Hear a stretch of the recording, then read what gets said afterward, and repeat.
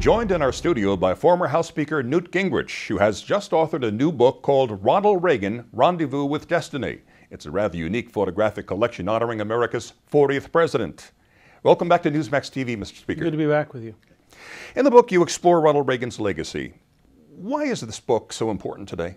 Well, Callista and I had made a movie a couple of years ago called Ronald Reagan, Rendezvous with Destiny, and we really enjoyed it, and we learned a great deal about the president, particularly by visiting the ranch and seeing what he was like and what he and Nancy were like when they were totally away from the public.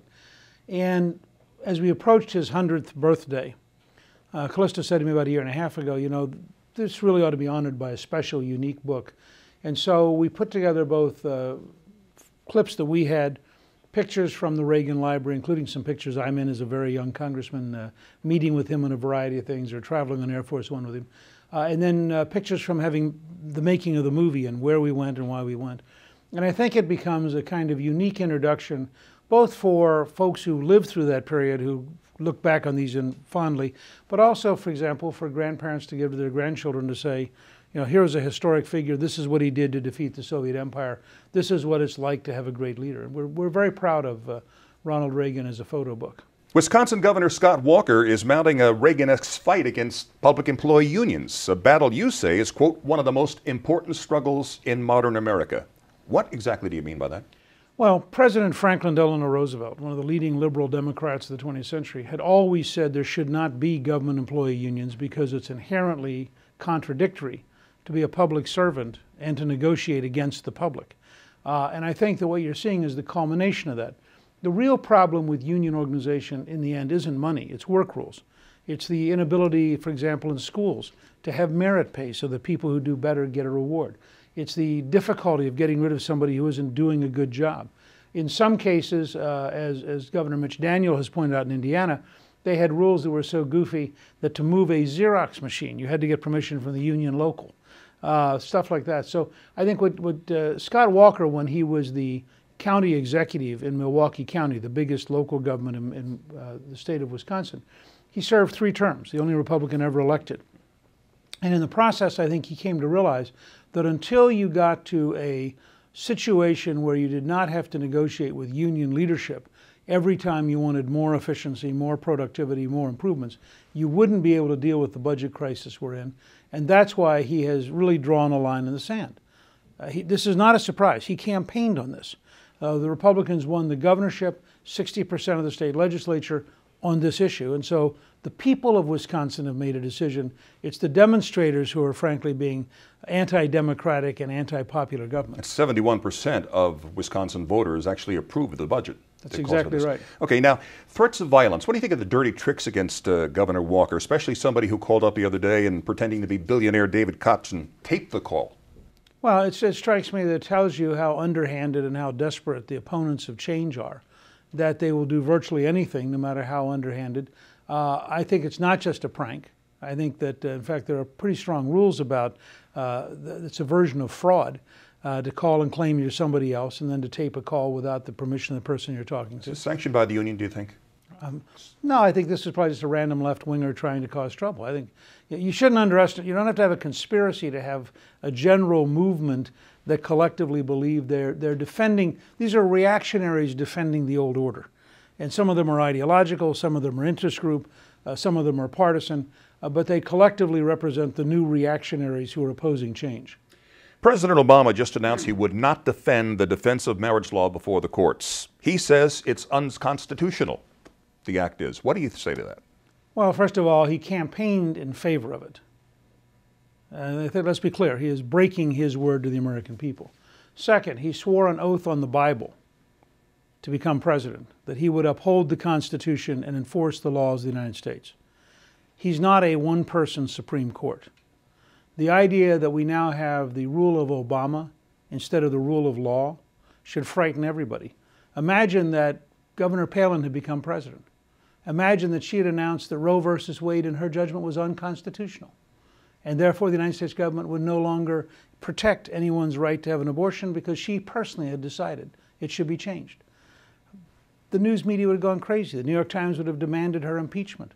The fact that the left likes the policy as allowing them to ignore the fact that this is a very unconstitutional act.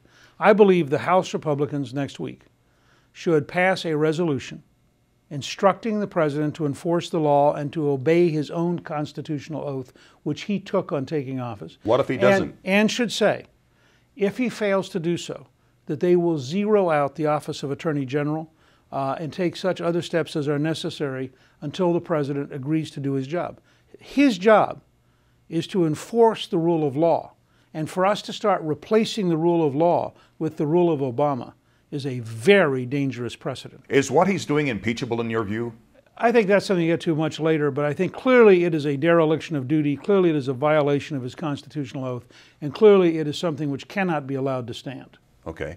At what point would the House, or would you recommend the House, consider articles of impeachment for that? I think first you have to communicate. Look, I don't think these guys set out to cause a constitutional crisis.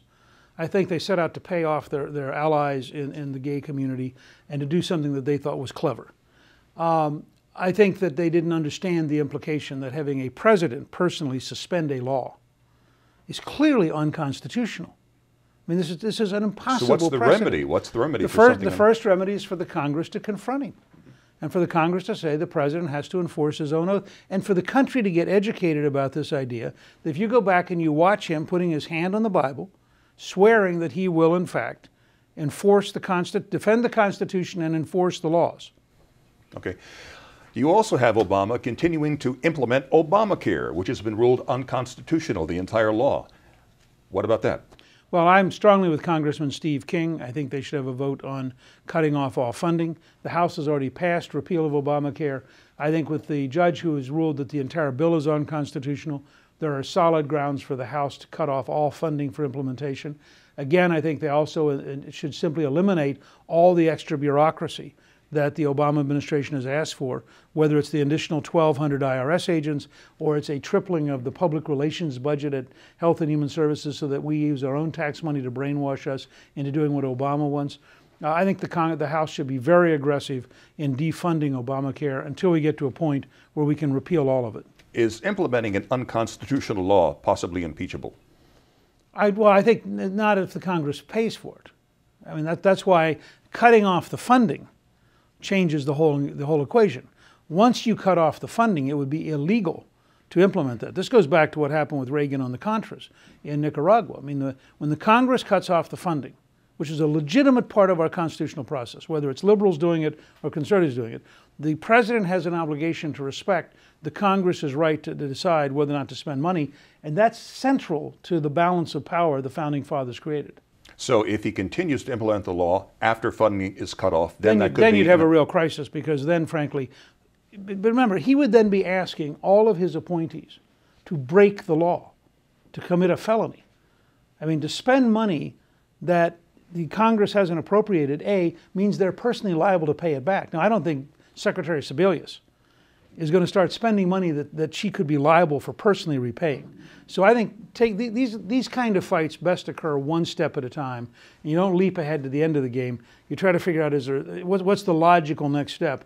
On Obamacare, the logical next step is cut off all the money, refuse to hire the new bureaucrats, and then watch it basically collapse of its own weight. Some Republicans are for completely severing all funding, but others say no, there's something in the rules that doesn't allow that. What are they talking about? I think you're talking about a procedural problem. There are certain bills, like the continuing resolution, which, if they're written narrowly, only affect this amount of time and space. You couldn't, to attach something like that to a continuing resolution has a different complexity than to pass it as a freestanding thing or to pass it on appropriations bills. And I think that's a procedural argument. It's not an argument about whether or not you can do it. It's how do you do it. Okay.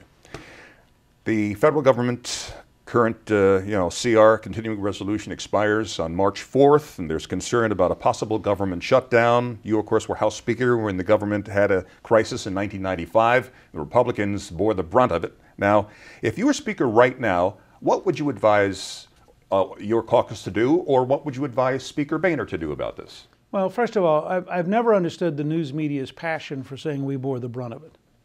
We kept our word to the American people. We ultimately led to a balanced budget, the largest entitlement reform in modern times on welfare, the entitlement reform on Medicare, the first tax cut in 16 years, including the largest capital gains tax cut in American history. And from a political side, not only did we win on policy, but we became the first re-elected Republican majority since 1928. And I've always wondered, what was the downside of all this? Yes, there was turmoil. Yes, it was a real fight. I think Clinton's re-election is what they're referring to most of the time. But the House Republicans weren't running against Clinton. I mean, the House Republicans were running for control of the House. I mean, who knows what would have happened if a House Republican had been the Republican nominee in '96. You know, I think it's a bit much to say that because Clinton was personally able to get reelected, which he did, by the way, in part by signing welfare reform. So he signed our reform so he could run on the grounds that he signed what we passed. Co-opting, as Dick Morris which calls is fine. it. We also co-opted him. We got welfare reform. We got 4 years of a balanced budget out of Bill Clinton. Okay. Different matter. Middle East. You say the Obama administration is maintaining a conspiracy of silence. Is President Obama missing an opportunity by taking this hands-off approach when it comes to Libya? Look, it's very strange. If you're an American ally like Mubarak and you've sided with the United States for 30 years, President Obama is quick to publicly dump you. If you're an American enemy like Gaddafi and have been our enemy for 40 years and now have been publicly implicated as the person who personally ordered the bombing of the Pan American airplane, somehow the president can't find a way to explain clearly that you ought to leave. I think that the United States should be in favor of freedom. It's who we are. We should be in favor of freedom in Libya. We should be in favor of freedom in Saudi Arabia. We should be in favor of freedom in Iran. We should be in favor of freedom in China. We should be in favor of freedom in North Korea.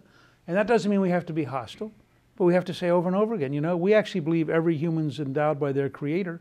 And so we think these dictatorships in the long run need to disappear and be replaced by the rule of law. You think Obama's dropping the ball on this? I'm not even sure that they know there is a ball. What's the worst case scenario in the Middle East? The best case outcome and the worst? Well, the worst case scenario is a nuclear war. I mean, if the Iranians get nuclear weapons, then you have to assume that people who are prepared to put on a body bomb to walk into a mall to kill themselves while killing you are probably prepared to use a nuclear weapon. So you can't, this is not the Soviet Union. This is not détente. This is not deterrence. And so the worst outcome in the Middle East is a substantial nuclear war that from the standpoint of Israel would be a second Holocaust, and that from the standpoint of the whole region would be an utter and total disaster, and from the standpoint of the human race would be horrifying. That's the worst outcome. Best? The best outcome is that the forces of hatred are defeated, that moderates and reasonable people come to power, and that the region learns to live in peace and to seek prosperity by cooperating with each other. Do you think there's any possibility that Barack Obama's exposure to Islam early in his life is affecting the way he thinks concerning Libya and perhaps Iran? No. I think that President Obama is a man of the American left. He's not a man of Islam. I think most of his confusion about the world reflects Columbia, Harvard, the University of Chicago, his radical friends in Chicago, and the normal language of the American left. I think he is a standard secular leftist with remarkable little impact from Islam. All right, Mr. Speaker, let's talk about Newt Gingrich for a moment. Have you decided yet whether you'll run for president in 2012? I think in the next couple of weeks, close to now, I'll end up making a decision along with our family, at which point, if we do decide to run, we'll announce an exploratory committee. But I think we're still probably a week or two away from that. Are you leaning toward running? Well, I mean, we're certainly actively exploring whether or not we run 4 small businesses, and we're trying to work out all the details there. We're looking at whether or not we could be effective in communicating a set of ideas and a set of values that would enable the country to fix itself. I don't think any one person can fix this country, but I think leadership could help the entire country fix itself. Okay. I thought you mentioned to the Newsmax video managing editor that you would make the announcement on Newsmax first. So that's what we're trying to ask you. I certainly wanted to do that, and had we been ready to today, I would have been eager to do it. But since we're not quite ready, I can't do that. Okay. Polls show you're a top-tier candidate in the presidential race at sweepstakes of 2012. Others include Mitt Romney and Mike Huckabee. Now, how are you different from those? Well, and Governor Palin. I mean, the truth is, all 3 of them have very popular followings. And, I don't know that I'd focus on our differences. Governor Romney has a great business background and a lot of experience running companies. Governor Huckabee was a very effective governor of Arkansas and a very effective candidate in 2008. A very close personal friend in many ways. We have done things together. Governor Palin has a very passionate following of people who really like her style and like her clarity and her courage. In addition, you got to look at people like Governor Tim Pawlenty, Governor Mitch Daniel, Governor Haley Barbour. I mean, these are all the true, and frankly, the former governor of Utah, I think, is going to come back and run, and you're going to have a collection of people who are going to be very impressive, and they're all going to have positive things to say. And Rick Santorum and Herman Cain and a number of other people may well run. I don't do anything in comparison. I don't get up in the morning and say, here's Romney, here's Gingrich. What I try to do is figure out, based on having actively studied and worked in government and politics since August of 1958, what does America need for us to be the leading country in the world, the safest, the most prosperous, the freest? How do you explain that in very clear language? And in a time of enormous change, how do you fundamentally change campaigning? So it's not about the White House. It's not about the Oval Office. It's not about one person. It's about we the people and our requirement to recreate self-government in America, to take power out of Washington, to get all of us back engaged in America's future. And if I can understand how to do that effectively enough, then frankly, I think what we would do would be totally unique, and there would be no comparisons because other people would be doing other things. Regardless of who the nominee is of the Republican Party, what will it take to beat Obama? Clarity. I think that's all it takes. This is the most radical president in American history. His values are about a 19 or 20% minority of the country. He has got the highest unemployment rate for a continuing period of time of any president since Franklin Delano Roosevelt in the Great Depression. He is dangerous in foreign policy because of the level of confusion of his team. He is fundamentally wrong about the Constitution, as they've proven this week, in their refusal to enforce the law.